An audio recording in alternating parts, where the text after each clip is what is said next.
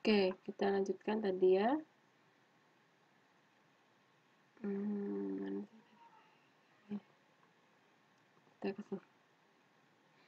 Jadi kalau kita bisa simpulkan bahwasannya GS itu kan di WS dibagi dengan berat volume water ya.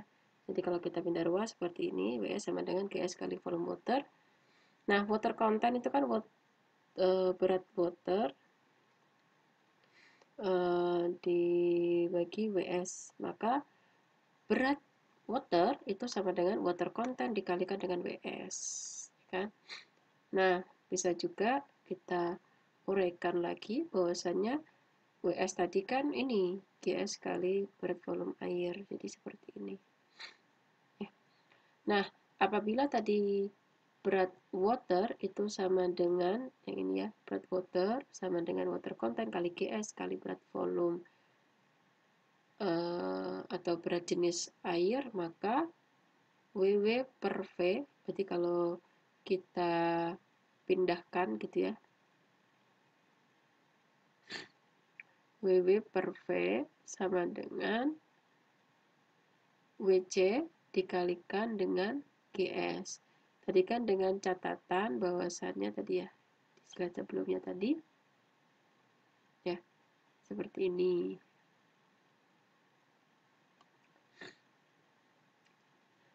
Nah, kemudian volume water itu sama dengan WC dikali dengan GS. Gitu ya. Apabila kita anggap VS-nya itu adalah volume solidnya itu 1, maka E sama dengan volume void. Maka volume total adalah volume solid ditambah volume void ya, volume solid ditambah volume void gitu ya. Sehingga volume sama dengan 1 ditambah E. Ini pilihan rumus ya, rumusnya seperti ini. Nah, kita lanjut ke selanjutnya. Maaf.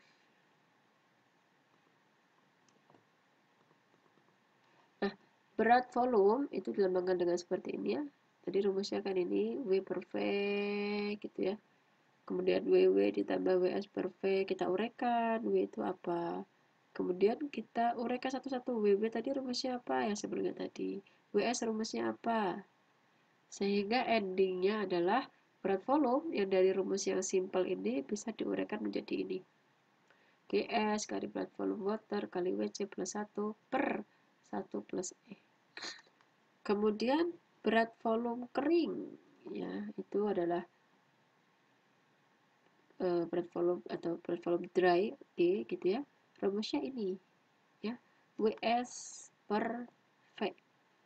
Kita uraikan WS itu bisa menjadi GS kali berat volume water per 1E ya.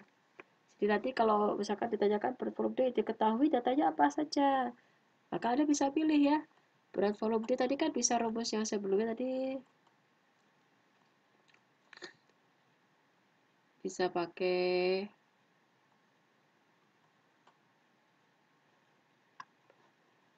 nah ini bisa pakai ini berat volume D. Cuma kalau ternyata diketahui ada GS juga gitu misalkan ya, maka Anda gunakan rumus yang ini. Jadi sesuaikan ya, artinya nanti Anda pakai rumus yang mana sesuaikan sama data yang diketahui. Derajat kejenuhan.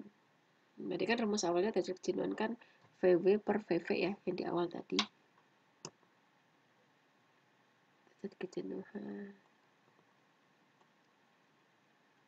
Bentar ya loading.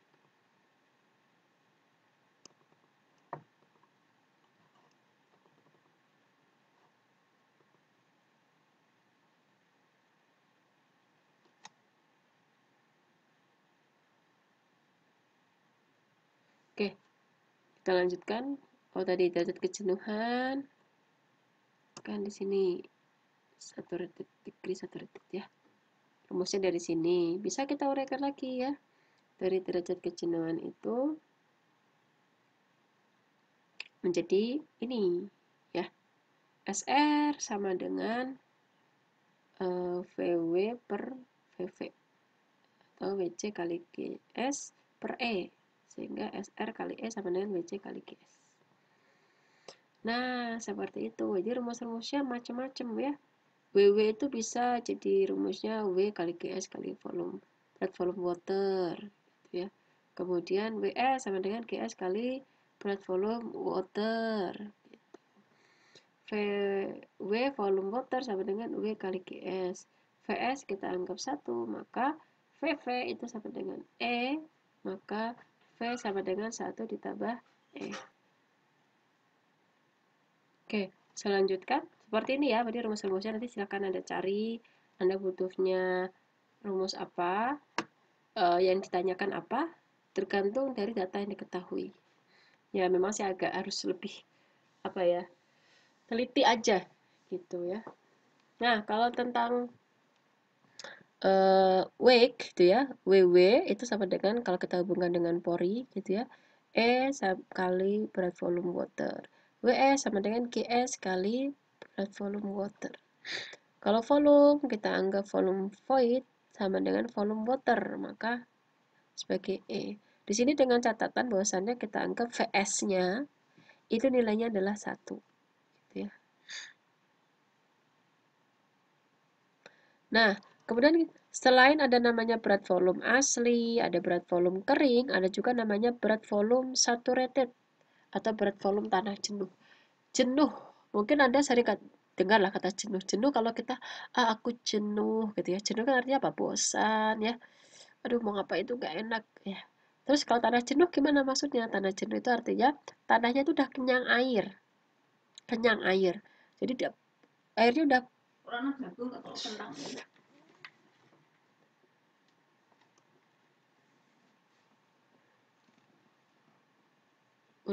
apa namanya? Jenuh air gitu ya. Jadi nggak bisa dimasukin air lagi seperti itu. Karena kan di dalam tanah tadi ada pori ya, di mana pori itu mengandung air dan udara. Jadi airnya itu sudah sangat penuh sekali sehingga dia tidak bisa dimasukin air lagi. Itu dinamakan dengan berat volume tanah jenuh atau saturated. Rumusnya adalah ini, berat volume saturated adalah W per V. Jadi kalau diuraikan ya panjang seperti ini, dan kalau kita apa namanya sederhanakan lagi gitu ya, maka berat volume saturated adalah berat volume dry kali WC plus 1. Atau juga ditulis seperti ini, kita anggap SR-nya 1, E-nya adalah WC kali GS. Sehingga berat volume saturated ya, apabila kita menggunakan GS ya, adalah E plus GS per 1 plus E kali berat volume water. Berarti menguraikan dari sini. Seperti itu ya. Ya, silakan nanti kalau mau gampang silakan di print ya, biar nggak usah bolak-balik lihat HP gitu ya. Itu lebih bagus sih. Seperti itu. Kerapatan relatif tadi ya, saya terangkan. Saya skip dulu. Kita lanjut ke contoh soalnya. Contoh nih, suatu tanah dalam keadaan lembab mempunyai kadar air, berarti water content ya, 6%. Berat volume keringnya adalah 1,77 gram per cm kubik. Berat jenis butiran berarti GS. Itulah angka pori, kadar pori, dan berat volume dan derajat kejenuhan. Oke, di sini saya garis bawahi apabila ada kata-kata kadar air dalam proses. Kadar air itu tidak dalam proses ya, berarti dalam bentuk desimal seharusnya. Jadi kalau 6% maka dijadikan bilangan desimal. 6% itu berarti berapa? 6 per 100. Berarti 0,06. Diubah dulu ya. Jadi jangan langsung masukkan angka 6. Seperti itu. Maka kita gunakan, kalau di sini pakai KK itu artinya kering, berarti sama aja seperti berat volume dry ya. Dry ini sama aja. GS per 1 plus E. Ada rumusnya tadi sebelumnya? Caranya gimana? Coba cari di depan tadi. GS per 1 plus E.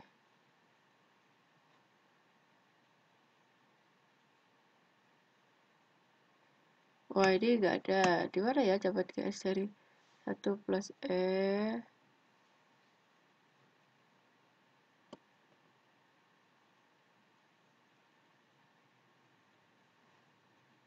Nah, ini ya, GS. Kalau di sini kita anggap,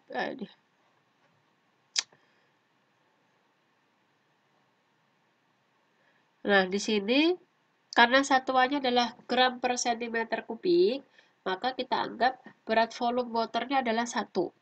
Kan berat volume water itu 1000 kg per meter kubik. Kalau satuannya kilogram per meter kubik.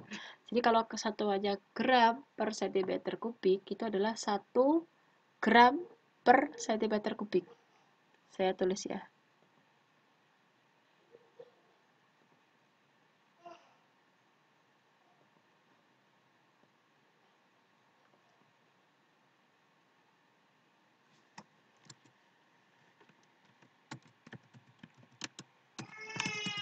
Sebentar ya, anak saya tulis.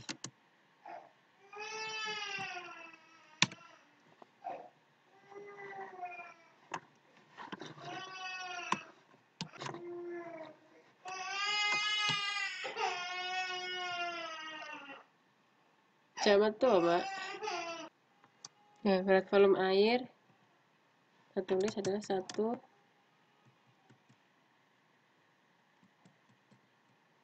kubik ya, 1 gram. Maka nanti nggak dimasukkan rumusnya ya, harusnya ada berat volume airnya di sebelahnya. Jadi kita bisa cari E-nya, oh ketemu E-nya 0,5. Nah, kayak gini kan tidak perlu saya terangkan ya, ini pelajaran matematika.